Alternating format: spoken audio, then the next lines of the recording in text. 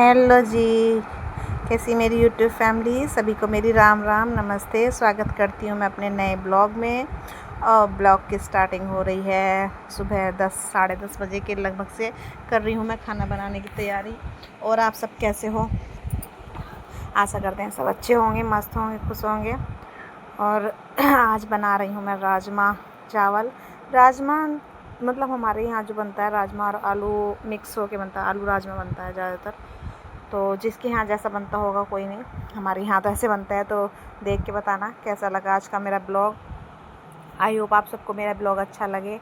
तो बने रहिए ऐसे ही मेरे ब्लॉग में और सपोर्ट कीजिए मुझे प्लीज़। सब मेरे चैनल को सब्सक्राइब कीजिए, लाइक कीजिए।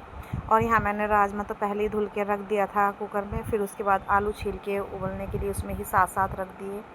क्योंकि आलू छील के रख देते हैं तो फिर वो बाद में जो आलू पे मिट्टी वगैरह अगर कुछ लगी हुई हो तो वो रहती, उसकी कोई दिक्कत नहीं होती है। फिर उसको फोड़ने में भी, मैश करने में आसानी होती है। तो राजमा और आलू एक साथ उबल जाएंगे, इतना कर लेती हूँ मैं तैयारी। और जो पेस्ट लहसुन प्याज का पेस्ट बनाती हूँ मैं, अधिकतर हमारे यहाँ सब्जियों में ऐसे ही डलता है लहसुन प्याज का और मिर्च, मैं एक साथ ही मिक्स करके पीस लेती हूँ।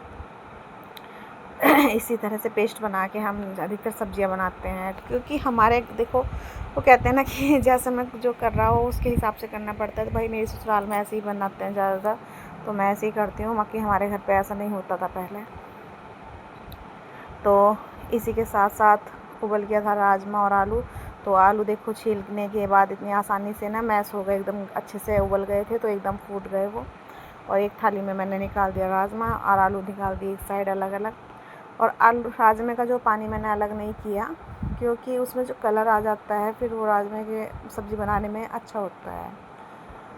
तो यहाँ आलू अच्छे से उबल चुके थे, इतना मैंने इनको बहुत अच्छे से गरम गरम भी मतलब एक सोचो कि चमचे से एकदम फूट गए, वरना नहीं फूट सकते थे। फिर पहले उनको छीलते, ठंडे होने के लिए वेट करते।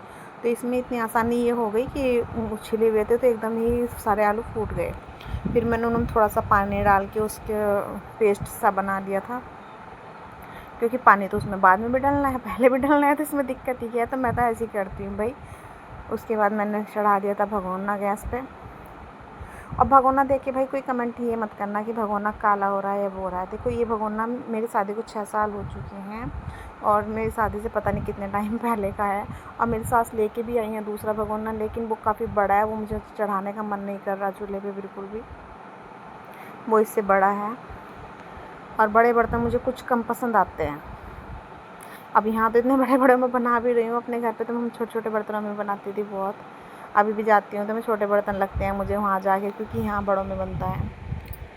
तो बातें करते करते देखिए मैंने ग्रेवी कर ली तैयार। प्याज लहसुन का पेस्ट भून दिया था, इस बीच मैंने टमाटर भी काट के टमाटर भी पेस्ट कर लिए। क्योंकि मेरा ना ये है कि मैं ये नहीं करता कि मैं एक बार में सिर्फ पूरा सामान तैयार करके रखूँगी, उसके बाद ही सब्ज़ी बनानी स्टार्ट करूँगी। मेरा ये है कि चल सब्ज़ी बनते बनते भी अगर एक काम मतलब भगोने में अगर कुछ सब्ज़ी या कुकर में कुछ भुन रहा है या हम कुछ सब्ज़ी बना रहे हैं तो वैसे भी कुछ देर खड़े रहना ही पड़ता है उसको पेस्ट बनाते बनाते। तो इसलिए मैं क्या करती हूँ, मैं साथ साथ दूसरा काम करने लगती हूँ। अगर मैंने लहसुन प्याज का पेस्ट बना लिया है, लहसुन प्याज का, और टमाटर का मुझे बनाना है तो टमाटर को मैं हैंड टू हैंड काटती हूँ, बनाती हूँ। और इस बीच में अगर सब्ज़ी बनाते बनाते बर्तन भी पड़े हों तो मैं बर्तन भी साफ़ करने लग जाती हूँ। लेकिन कभी कभी करती हूँ ऐसा, तो खैर जैसे कि कुछ टाइम लग रहा हो सब्ज़ी बनने में, छौंकने में मुझे, तो मैं बीच बीच में करने लग जाती हूँ। तो यहाँ मैंने राजमा छौंक दिया था। और कोई कोई हल्दी नहीं डालता राजमा में, तो क्यों डालती, मेरे ससुराल में भी नहीं है, लेकिन मैं हल्की सी हल्दी लगा देती हूँ क्योंकि पता नहीं चलता हल्की फुल्की हल्दी का उसमें।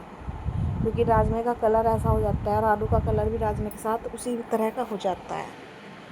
फिर भी मैं थोड़ा सा डाल देती हूँ। और फिर बीच में मैंने धनिया थोड़ा वो भी पत्ते साफ़ करके रख लिए थे, क्योंकि धनिया ला के रखा हुआ था इन्होंने।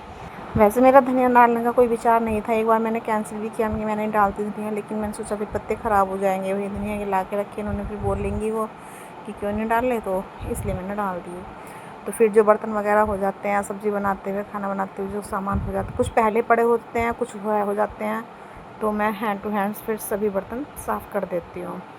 और जो कि मेरी आदत है, क्योंकि रसोई फैली हुई हो और हम काम कर रहे हो तो भी अच्छा नहीं लगता, और काम करे और रसोई फैली छोड़ जाए वो भी अच्छा नहीं लगता।